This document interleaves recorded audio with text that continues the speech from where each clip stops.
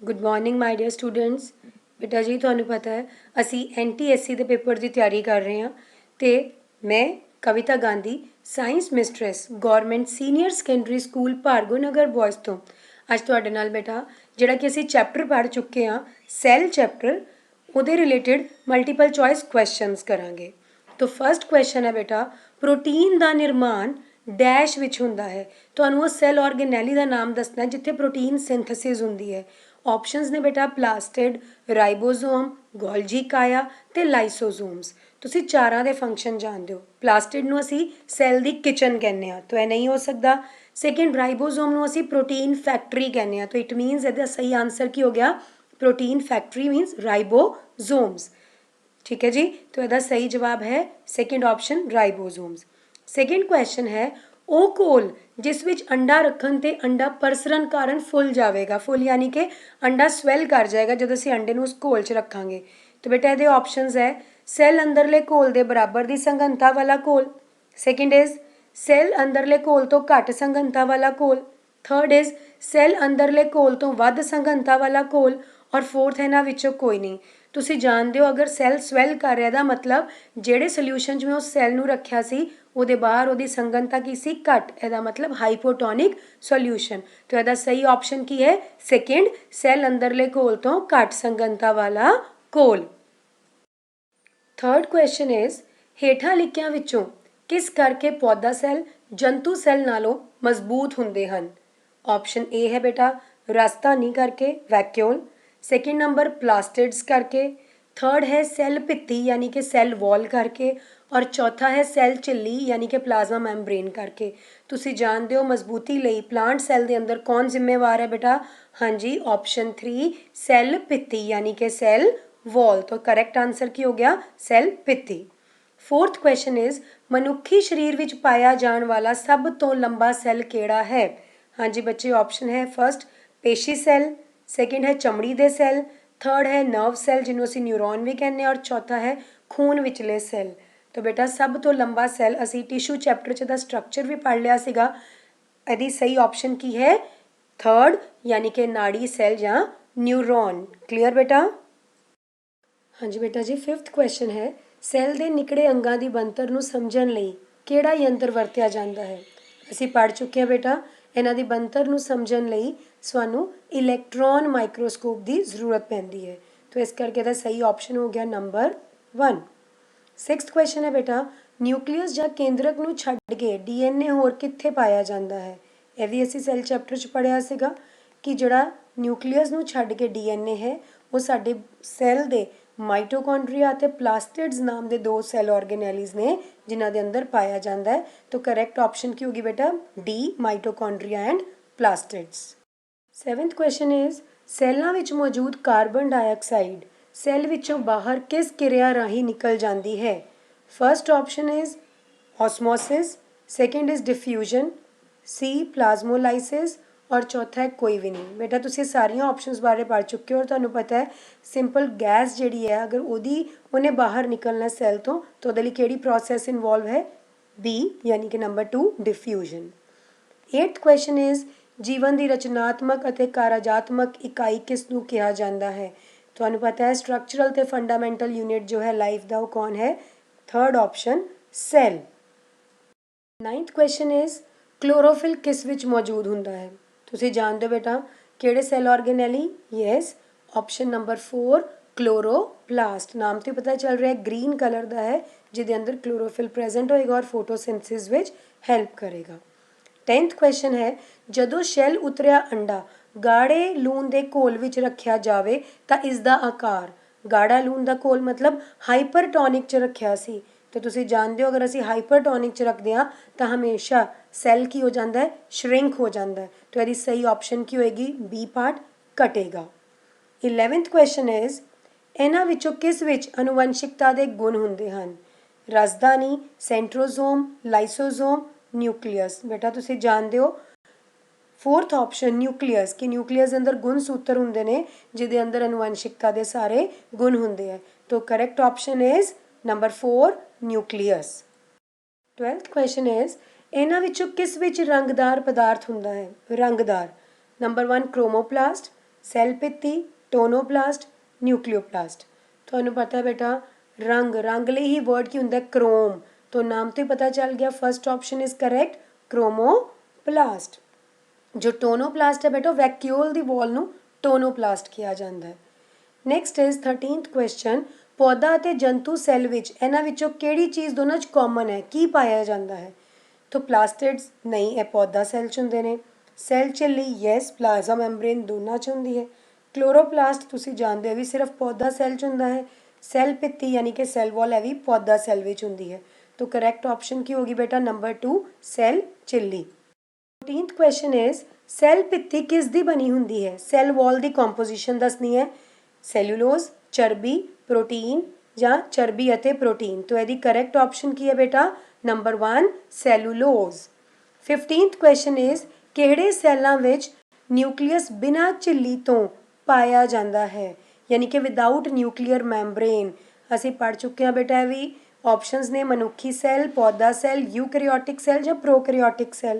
Yes correct option is बेटा prokaryotic cell, जिद्दां कि आपां कहने बैक्टीरियल सैल, क्योंकि उन्होंने अंदर कोई भी ना तो मैंब्रेन बाउंड सैल ऑर्गेनैली हुंदा है ते ना ही न्यूक्लियस के बाहर न्यूक्लियर मैंब्रेन हुंदी है। इस करके आपां उहदे जिहड़ा मटीरियल है उहनूं की कहने आ nucleoid. 16th question is chromatin पदार्थ किस विच पाया जाता है? लाइसोसोम, सैल चिल्ली, राइबोसोम या न्यूक्लियस? हाँ जी बेटा correct answer is number 4 nucleus, क्योंकि ये पढ़ते हैं असीं गुणसूत्र होंदे ने, राइट बेटा, जो कि क्रोमैटिन पदार्थ बनाते हैं। 17th क्वेश्चन इज प्लाज्मोलाइसिस करन लई सैल नूं किस विच रखना पवेगा? तुसीं जानते हो बेटा प्लाज्मो प्रोटोप्लाज्म तो लिया गया, लाइसिस मीन सुंगड़ना, राइट। तो असीं पढ़ चुके हैं, ये सही ऑप्शन की होगी बेटा ऑप्शंस ने कशीदत पानी विच, अजिहा घोल जिसकी संघनता सैल अंदरली संघनता तो वध होवे यानी कि कोई हाइपरटोनिक सोल्यूशन होए। थर्ड वन इज अजिहा पानी जिसकी pH 7 होवे, और चौथा नंबर है आयोडीन के घोल विच। तुहानू पता है सही ऑप्शन इज नंबर 2 है ना, हाइपरटोनिक सोल्यूशन, यानी कि अगर बाहर संघनता सोल्यूट की वध होएगी तो सैल के अंदरला पानी बाहर निकल जाएगा, जिसके कारण उसका प्रोटोप्लाज्म सुंगड़ जाएगा। हाँ जी बेटा 18th क्वेश्चन है गुंझलदार सैल तंत्र यानी कि कॉम्पलैक्स जिहड़ा सैलूलर सिस्टम सीगा वो किस तो मिल के बनया होया सी? नंबर 1 गोल्जी काया ते एंडोप्लाज्मी जाल, नंबर 2 सैल पित्ती अते सैल चिल्ली, नंबर 3 इज माइटोकॉन्ड्रिया ते क्लोरोप्लास्ट, और 4th number is all of the above, उपरोक्त सारे। और तुसीं जानते हो यदि सही ऑप्शन की है नंबर 1 गोल्जी बॉडी अते endoplasmic reticulum. 19th question is ज़्यादातर ਜਿਹੜੇ ਪੌਦਾ ਸੈੱਲ ਹੁੰਦੇ ਹੈ ਉਹਨਾਂ ਵਿੱਚ ਨਿਊਕਲੀਅਸ ਜਾਂ ਕੇਂਦਰਕ ਇਹਨਾਂ ਵਿੱਚੋਂ ਕਿਸ ਕਰਕੇ ਇੱਕ ਪਾਸੇ ਨੂੰ ਵਿਸਥਾਪਿਤ ਹੋ ਜਾਂਦਾ ਹੈ? ਬੇਟਾ ਪਲਾਂਟ ਸੈੱਲ ਦਾ ਡਾਇਗਰਾਮ ਯਾਦ ਕਰੋ ਤਾਂ ਸੈਂਟਰ ਵਿੱਚ ਇੱਕ ਬੜਾ ਵੱਡਾ ਅਸੀਂ ਬਿਗ ਵੈਕਿਊਲ ਬਣਾਉਂਦੇ ਹਾਂ, ਜਿਹਦੇ ਕਰਕੇ ਨਿਊਕਲੀਅਸ ਇੱਕ ਸਾਈਡ 'ਤੇ ਡਿਸਪਲੇਸ ਹੋ ਜਾਂਦਾ ਹੈ। ਤਾਂ ਇਹਦਾ ਇਹਨਾਂ ਚਾਰਾਂ 'ਚੋਂ ਜਿਹੜੀ ਕਿ ਆਪਸ਼ਨਸ ਨੇ ਰਸਤਾਨੀ, ਪਲਾਸਟਿਡਸ, ਸਾਈਟੋਪਲਾਜ਼ਮ, ਚੌਥਾ ਹੈ ਨਿਊਕਲੀਅਸ ਆਪਣੀ ਮਰਜ਼ੀ ਨਾਲ ਵਿਸਥਾਪਿਤ ਹੋ ਜਾਂਦਾ ਹੈ। ਇਹਨਾਂ 'ਚੋਂ ਸਹੀ ਆਪਸ਼ਨ ਕੀ ਹੋਗੀ number 1 ਰਸਤਾਨੀ। 20th and the last question of cell chapter is जीव द्रव ਲਈ ਕਿਹੜਾ ਕਥਨ ਸਹੀ ਹੈ? ਜੀਵ द्रव ਜਿਹਨੂੰ ਅਸੀਂ ਪ੍ਰੋਟੋਪਲਾਜ਼ਮ ਕਹਿੰਦੇ ਆ। ਨੰਬਰ 1 ਇਹ ਪ੍ਰੋਟੀਨ ਨਿਰਮਾਣ ਦੀ ਥਾਂ ਹੈ, ਨੋ ਉਹ ਤਾਂ ਰਾਈਬੋਸੋਮ ਹੁੰਦਾ ਹੈ ਨਾ। ਇਹ ਪ੍ਰਕਾਸ਼ ਸੰਸਲੇਸ਼ਨ ਦੀ ਥਾਂ ਹੈ, ਇਹ ਵੀ ਨਹੀਂ, ਇਹ ਤਾਂ ਜਿਹੜੇ ਗ੍ਰੀਨ ਪਾਰਟਸ ਹੁੰਦੇ ਆ ਪਲਾਂਟ ਦੇ ਉਹ ਜਗ੍ਹਾ ਹੁੰਦੀ ਹੈ। ਨੰਬਰ 3 ਸੈਲ द्रव ਅਤੇ ਨਿਊਕਲੀਅਸ ਤੋਂ ਮਿਲ ਕੇ ਬਣਦਾ ਹੈ, और 4th है उपरोक्त सारे। तो यदा करेक्ट ऑप्शन क्या है बेटा नंबर 3 सैल द्रव यानी कि साइटोप्लाज्म प्लस न्यूक्लियस नूं मिल के असीं की कहने आ प्रोटोप्लाज्म। हाँ जी बेटा जी हुण असीं करन जा रहे हैं चैप्टर 6 यानी कि टिश्यूज़ दे नाल रिलेटेड मल्टीपल चॉइस क्वेश्चनस। ये भी चैप्टर बेटा तुसीं ध्यान नाल पढ़िया सी। तो हुण इहदे रिलेटेड जिहड़े क्वेश्चनस ने बेटा सुनो। पहला क्वेश्चन है लिगामेंट अते टेंडन किस दियाँ बनिया ਹੁੰਦੀਆਂ ਹਨ? ਆਪਾਂ ਦੇਖਣਾ ਹੈ ਤੁਹਾਨੂੰ ਯਾਦ ਆਇਆ ਹੋਏਗਾ ਲਿਗਾਮੈਂਟ ਯਾਨੀ ਕਿ ਉਹ ਸਟਰਕਚਰ ਜਿਹੜਾ ਬੋਨ ਨੂੰ ਬੋਨ ਨਾਲ ਜੋੜਦਾ ਹੈ, ਤੇ ਟੈਂਡਨ ਉਹ ਸਟਰਕਚਰ ਸੀ ਜਿਹੜਾ ਬੋਨ ਨੂੰ ਮਸਲਸ ਦੇ ਨਾਲ ਜੋੜਦਾ ਸੀ। ਇਹ ਕਿਹੜੇ ਟਿਸ਼ੂ ਦੀ ਐਗਜ਼ਾਮਪਲ ਹੈ ਬੇਟਾ? ਨੰਬਰ 1 ਹੈ ਅਧਿਛਦ ਟਿਸ਼ੂ ਜਿਹਨੂੰ ਅਸੀਂ ਐਪੀਥੀਲੀਅਲ ਟਿਸ਼ੂ ਕਿਹਾ ਸੀ। ਨੰਬਰ 2 ਇਜ਼ ਪੇਸ਼ੀ ਟਿਸ਼ੂ ਜਿਹਨੂੰ ਅਸੀਂ ਮਸਕੂਲਰ ਟਿਸ਼ੂ ਕਿਹਾ। ਨੰਬਰ 3 ਇਜ਼ ਉਪਅਸਥੀ यानी कि कार्टिलेज, और नंबर 4 है जोड़क टिश्यू यानी कि कनेक्टिव टिश्यू। तो यदि करेक्ट ऑप्शन की है बेटा नंबर 4 डी ऑप्शन जोड़क टिश्यू। ਸੈਕਿੰਡ ਕੁਐਸਚਨ ਇਜ਼ ਜਿਹੜੀਆਂ ਸੀਵ ਟਿਊਬਾਂ ਹੁੰਦੀਆਂ ਨੇ ਉਹ ਮਿਲਦੀਆਂ ਹਨ, ਯਾਨੀ ਕਿ ਜਿਹੜੀਆਂ ਸੀਵ ਟਿਊਬਸ ਨੇ ਉਹ ਤੁਹਾਨੂੰ ਕਿੱਥੇ ਮਿਲਦੀਆਂ ਨੇ, ਰਾਈਟ। ਇਹਦੇ ਆਪਸ਼ਨਸ ਨੇ ਜ਼ਾइलम, ਫਲੋਇਮ, ਰਾਈਟ, ਕੋਰਟੈਕਸ ਔਰ ਚੌਥਾ ਹੈ ਪਿਥ। ਤੁਸੀਂ ਜਾਣਦੇ ਹੋ ਆਪਾਂ ਪੜ੍ਹ ਚੁੱਕੇ ਹਾਂ ਸੀਵ ਯਾਨੀ ਕਿ ਛਨਨੀ ਵਰਗੀਆਂ ਨਲੀ ਨੂਮਾ ਜਿਹੜੀਆਂ ਟਿਊਬਾਂ ਨੇ ਉਹ ਸਾਨੂੰ ਕਿਹਦੇ ਵਿੱਚ ਮਿਲਦੀਆਂ ਨੇ, ਫਲੋਇਮ ਵਿੱਚ। ਔਰ ਜਿਹੜਾ ਫਲੋਇਮ ਹੈ ਉਹ ਕਿਹਦੀ ਟਰਾਂਸਪੋਰਟੇਸ਼ਨ ਕਰਦਾ ਹੈ ਪਲਾਂਟ ਦੇ ਅੰਦਰ, ਫੂਡ ਦੀ। ਤਾਂ correct option is number B, phloem. Third question is lignin ਕਿਹੜੇ ਸੈੱਲ ਦਾ ਮੁੱਖ ਭਾਗ ਹੈ। ਹਾਂਜੀ ਬੇਟਾ ਆਪਸ਼ਨਸ ਨੇ ਫਲੋਇਮ, ਪੈਰਨਕਾਈਮਾ, ਜ਼ਾइलम, ਕੋਈ ਨਹੀਂ। ਤੁਸੀਂ ਜਾਣਦੇ ਹੋ ਬੇਟਾ ਲਿਗਨਿਨ ਜ਼ਿਆਦਾ ਜਿਹੜਾ ਡੈਡ ਟਿਸ਼ੂ ਹੁੰਦਾ ਉੱਥੇ ਮੌਜੂਦ ਹੁੰਦਾ। ਆਪਾਂ ਪੜ੍ਹਿਆ ਸੀ ਸਕਲੈਰਨਕਾਈਮਾ ਟਿਸ਼ੂ ਦੀਆਂ ਜਿਹੜੀਆਂ ਵਾਲਸ ਸੀਗੀਆਂ ਉਹ ਕਿਹਦੀਆਂ ਬਣੀਆਂ ਹੋਈਆਂ ਸੀ, ਲਿਗਨਿਨ ਦੀਆਂ। ਤਾਂ ਯਾਦ ਕਰੋ ਇਹਨਾਂ ਦੇ ਅੰਦਰ ਆਪਾਂ ਪੜ੍ਹਿਆ ਸੀ ਕਿ ਜਿਹੜਾ ਫਲੋਇਮ ਹੁੰਦਾ ਉਹ ਲਿਵਿੰਗ ਟਿਸ਼ੂ ਹੈ ਮੇਨਲੀ, ਅਤੇ ਜਿਹੜਾ ਜ਼ਾइलम ਹੈ ਉਹ ਕੀ ਸੀਗਾ, ਇੱਕ ਡੈਡ ਟਿਸ਼ੂ ਸੀ। ਜ਼ਾइलम ਦੇ ਵਿੱਚ ਕੇਵਲ ਜਿਹੜੇ ਜ਼ਾइलम ਪੈਰਨਕਾਈਮਾ ਸੈੱਲ ਸੀਗੇ ਉਹ ਜੀਵਿਤ ਸੀ। ਇਸ ਕਰਕੇ ਮੈਂ ਕਹੂੰਗੀ ਕਿ ਜਿਹੜਾ ਲਿਗਨਿਨ ਹੈ ਉਹਦਾ ਜਿਹੜਾ ਆਪਾਂ ਕਹਿ ਰਹੇ ਹਾਂ ਕਿ ਜਿਹੜਾ ਮੇਨ ਕੌਨਸਟੀਟਿਊਐਂਟ ਜਿਹੜਾ ਲਿਗਨਿਨ ਹੈ ਉਹ ਕਿਹੜੇ ਸੈੱਲਸ ਦੇ ਅੰਦਰ ਪ੍ਰੈਜ਼ੈਂਟ ਹੈ, ਮੇਨਲੀ ਜ਼ਾइलम ਸੈੱਲਸ ਦੇ ਅੰਦਰ। Clear. Number 4th is apical ਵਿਭਾਜਨਯੋਗ ਟਿਸ਼ੂ ਪਾਇਆ ਜਾਂਦਾ ਹੈ। ਅਸੀਂ ਦੱਸਣਾ ਹੈ ਕਿ ਐਪੀਕਲ ਮੈਰਿਸਟੈਮੈਟਿਕ ਟਿਸ਼ੂ ਕਿੱਥੇ ਮਿਲਦਾ ਹੈ। ਨਾਮ ਤੋਂ ਪਤਾ ਚੱਲ ਗਿਆ ਐਪੀਕਲ ਯਾਨੀ ਕਿ ਏਪੈਕਸ। ਤਾਂ ਆਪਸ਼ਨਸ ਦੇਖੋ ਪੜ੍ਹਦੇ ਹਾਂ, ਕੇਵਲ ਜੜ ਦੇ ਸਿਰਿਆਂ ਉੱਤੇ, ਨੰਬਰ 2 ਜੜ ਅਤੇ ਤਣੇ ਦੇ ਸਿਰਿਆਂ ਉੱਤੇ, ਨੰਬਰ 3 ਪੌਦੇ ਦੇ ਮੱਧ ਭਾਗ ਵਿੱਚ, ਔਰ ਨੰਬਰ 4th ਹੈ ਉਪਰੋਕਤ ਸਾਰੇ। तो एपिकल नाम तो ही पता चल रहा है कि दोनों टिप्स थे, stem as well as root. तो करेक्ट ऑप्शन इज बी, जड़ अते तने दे सिरियां उत्ते है जिहड़ा एपिकल मेरिस्टेमैटिक टिश्यू है वो प्रेजेंट होएगा। 5th क्वेश्चन इज पेशी सैल दे साइटोप्लाज्म नूं की कहंदे ने। पेशी यानी कि मसल सैल दे साइटोप्लाज्म नूं। ऑप्शनस ने सार्कोलैमा, इलास्टिन, सार्कोप्लाज्म, एक्सोप्लाज्म। बेटा मसल्स लिए असीं एक वर्ड यूज़ करते हैं सार्को, और आप साइटोप्लाज्म दी यानी कि प्लाज्म वर्ड है तो याद कर लो इनू की कहांगे बेटा असी, सार्कोप्लाज्म। तो correct option is C, sarcoplasm. Sarcolemma जिहड़ी हुंदी है वो मसल सैल्स दी वॉल नूं जिहड़ी बाहरली कवरिंग हुंदी है उहनूं सार्कोलैमा कहा जाता है। क्लीयर। 6th क्वेश्चन इज मनुखी शरीर का सब तो लंबा सैल। हाँ जी बेटा असी सैल चैप्टर च भी MCQ पढ़िया है। ਇਹਦਾ आंसर करैक्ट आंसर की है नंबर ए। तुसीं जानते हो नर्व सैल, नाड़ी सैल या न्यूरॉन। क्लियर बेटा। 7th क्वेश्चन इज नाड़ी टिशू नहीं पाया जाता है। हुण आपां दसना है कि नाड़ी टिशू कित्थे नहीं मिलता। Very easy. ऑप्शंस ने दिमाग, स्पाइनल कॉर्ड, टेंडन, नस। नस यानी कि नर्व। तुसीं जानते हो बेटा जिहड़ा नर्वस टिशू है वो कित्थे नहीं मिलेगा, टेंडन, क्योंकि टेंडन खुद एक कनैक्टिव टिशू है। अदरवाइज जे आपां गल करिए दिमाग, स्पाइनल कॉर्ड, नर्व, है तो सारे नर्वस टिशू के ही पार्ट्स ने। क्लियर। तो the correct option is C. 8th question is नस सैल नहीं पाया जाता है। सेम हुण एक गल आ गई कि नर्व सैल कित्थे नहीं मिलेगा। एक्सॉन, तुसीं जानते हो कि एक्सॉन खुद ही एक नर्व सैल का पार्ट है। नाड़ी सिरा, यह भी नर्व सैल का एंडिंग नूं आपां नाड़ी सिरा कहने। नंबर सी इज टेंडन, तो टेंडन एक कनैक्टिव टिश्यू है। Number 4 is dendrite, dendrite is itself a part of nerve cell. तो बेटा जी correct option is number C, यह भी की हो गया टेंडन। 9th क्वेश्चन इज पौधों का लचीलापन का कारण है। लचीलापन यानी कि फ्लैक्सीबिलिटी। तो असीं देखते हैं इसके लिए टिश्यू रिस्पॉन्सिबल है। Option first is collenchyma, then sclerenchyma, parenchyma, chlorenchyma. आप पढ़ चुके हैं बेटा ਇਹਦਾ जो सही आंसर है वो की है बच्चे, कॉलिनकाइमा, क्योंकि ये पेरनकाइमा ਦੇ कुछ सैल्स होंगे ने ਜਿਹੜੇ की प्रोवाइड करते हैं प्लांट में एक्सट्रा फ्लैक्सीबिलिटी प्रोवाइड करते हैं, और इस टिश्यू में असीं की कहने कॉलिनकाइमा। क्योंकि जो स्क्लेरनकाइमा उसका लिग्निन सी जो कि सपोर्ट प्रोवाइड करेगा।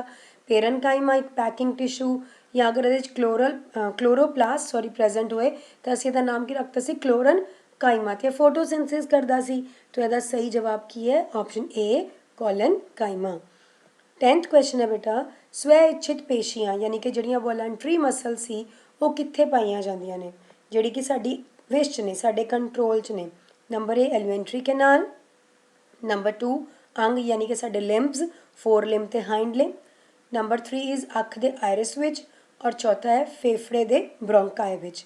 हुण बेटा तुसीं जानदे हो वॉलंटरी यानी कि जो मेरी इच्छा है जिन्हों मैं चाहवां तां उहनूं मूवमेंट करा सकते हैं। तो ਇਹਦਾ सही ऑप्शन की है नंबर बी अंग या फिर limbs. 11th question is phloem विच मौजूद मरे हुए तत्त का नाम की है।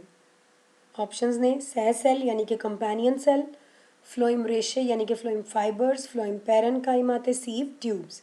तो बेटा ਇਹਦਾ ਐਗਜ਼ੈਕਟ ਆਨਸਰ ਤੁਸੀਂ ਜਾਣਦੇ ਹੋ ਫਲੋਇਮ ਦੇ ਰੇਸ਼ੇ, ਕਿਉਂਕਿ ਇਹ ਸਕਲੇਰਨਕਾਈਮਾ ਟਿਸ਼ੂ ਦੇ ਬਣੇ ਹੁੰਦੇ ਨੇ। ਫਲੋਇਮ ਸਕਲੇਰਨਕਾਈਮਾ ਵੀ ਕਿਹਾ ਜਾਂਦਾ, ਸਕਲੇਰਨਕਾਈਮਾ ਫਾਈਬਰਸ। तो इस करके ਇਹਦਾ सही ऑप्शन की हो गया बी। 12th क्वेश्चन इज ਇਹਨਾਂ ਵਿੱਚੋਂ ਕਿਹੜਾ परिपक्वता वेले, परिपक्वता मतलब मैच्योरिटी वेले अपना न्यूक्लियस नहीं गवांदा। तो ਜਦੋਂ ਮੈਚਿਓਰ ਹੋ ਕੇ ਜਿੰਨੇ ਆਪਣੇ ਅੰਦਰੋਂ ਨਿਊਕਲੀਅਸ ਦਾ ਲਾਸ ਨਹੀਂ ਕਰਨਾ ਉਹਦੇ ਲਈ ਆਪਸ਼ਨਸ ਕੀ ਨੇ, ਸਹਿ ਸੈਲ, ਲਾਲ ਖੂਨ ਦੇ ਸੈਲ, ਵੈਸਲਸ, ਸੀਵ ट्यूब ਦੇ ਸੈਲ। तो बेटा ਇਹਦੀ ਕਰੈਕਟ ਆਪਸ਼ਨ ਕੀ ਹੈ ए ਸਹਿ ਸੈਲ यानी कि कंपैनियन ਸੈਲਸ, ਕਿਉਂਕਿ ਇਹਨਾਂ ਦੇ ਅੰਦਰ ਮੈਚਿਓਰਿਟੀ ਵੇਲੇ ਵੀ ਆਪਾਂ ਦੇਖਦੇ ਹਾਂ ਨਿਊਕਲੀਅਸ ਜਿਹੜਾ ਹੁੰਦਾ ਉਹ ਪ੍ਰੈਜ਼ੈਂਟ ਹੁੰਦਾ ਹੈ। 13th क्वेश्चन है बेटा एरियोलर टिशू है, ਅਸੀਂ ਇਹਦੀ ਟਾਈਪ ਦੱਸਣੀ ਹੈ ਕਿ एरियोलर टिशू ਕਿਹੜਾ ਹੈ। ऑप्शंस आर ए नाड़ी टिशू, बी जोड़क टिशू, सी पेशी tissue and D is bony tissue. बेटा ਅਸੀਂ ਜਾਣਦੇ ਹਾਂ ਕਿ ਜੋ एरियोलर टिशू है ਉਹਦਾ ਕੰਮ ਕੀ ਹੈ, ਜੋੜਨ ਦਾ, ਹੈ ਨਾ, ਜਿੱਥੇ ਖਾਲੀ ਜਗ੍ਹਾ ਉਸ ਜਗ੍ਹਾ ਨੂੰ ਭਰਨ ਦਾ। तो ਇਸ ਲਈ ਇਹਦੀ ਸਹੀ ਆਪਸ਼ਨ ਕੀ ਹੈ, ਬੀ ਜੋੜਕ tissue. 14th question is collenchyma ਮੁੱਖ ਤੌਰ ਤੇ ਬਣਦੇ ਹਨ, यानी कि तुसी दसना है कि कोलिनकाइमा केड़ी जगह ते है, right. Number A is hypodermis, B is epidermis, C phloem, D अंदरला कॉर्टेक्स। तो बेटा यदि जो सही ऑप्शन है वो है हाइपोडर्मिस, यानी कि ਜਦੋਂ ਅਸੀਂ ਪਲਾਂਟਸ ਦੇ ਅੰਦਰ ਗੱਲ ਕਰੀਏ ਤਾਂ ਉਹਨਾਂ ਦੀ ਸਭ ਤੋਂ ਬਾਹਰ ਵਾਲੀ ਪਰਤ ਨੂੰ ਐਪੀਡਰਮਿਸ ਕਿਹਾ ਜਾਂਦਾ ਹੈ ਐਂਡ ਦਾ ਲੇਅਰ ਜਿਹੜੀ ਐਪੀਡਰਮਿਸ ਤੋਂ ਲੋਅਰ ਹੋਏਗੀ, ਨੀਚੇ ਹੋਏਗੀ, यानी कि बिलो होएगी, उन्होंने की किया जाता है हाइपोडर्मिस, जो कि कोलिनकाइमा टिशू तो तैयार होता है। हाँ जी बेटा जी 15th क्वेश्चन है किस किस्म के टिशू ग्लैंड बनाते हैं। ग्लैंड बेटा वो होंगे जिन्हों के विचों कुछ सिक्रीट होंदा है, वो चाहे म्यूकस होए, चाहे ऑयल होए, चाहे हार्मोन्स होन, राइट। तो आप देखना है किहड़ा टिशू ग्लैंड बनाएगा। Options are A epithelial tissue, B जोड़क टिशू, सी नाड़ी टिशू और डी क्या है बेटा पेशी टिशू। आई थिंक तुसी जो टिशू चैप्टर पढ़िया सी तो तुहानू मैं दसिया सी कि जिहड़ा एपीथीलियल टिशू है, यानी कि असीं पढ़िया सी जिहड़ी बॉडी दी कवरिंग है उहदे अंदर मैं एक टाइप तुहानू कराई सी एपीथीलियल दे अंदर कोलमनर टिशू। कोलमनर जिहड़े कि जिहड़े लंबे सीगे, लंबाई विच सैल्स सीगे, उन्हां दे अंदर कुछ सैल्स गॉबलेट सैल बन जाते हैं, यानी कि ग्लैंडुलर सैल बन जाते हैं जिन्हां विचों कुछ सिक्रीट हो सकता है। तो यदि सही ऑप्शन है बेटा ए एपीथीलियल सैल्स। 16th क्वेश्चन है पौधे विच फ्लोएम दा की काम है। नंबर ए भोजन लियाना, बी पानी ले जाना, सी प्लांट दी मजबूती देना प्लांट नू एंड डी इज संसलेशन मीनस कुछ बनना। तुसी जानते हो फ्लोएम दा काम की है बेटा भोजन नू ले जाना, यानी कि ट्रांसपोर्टेशन ऑफ, या अपन ट्रांसपोर्टेशन की जगह एग्जैक्ट वर्ड कह देने ट्रांसलोकेशन ऑफ फूड।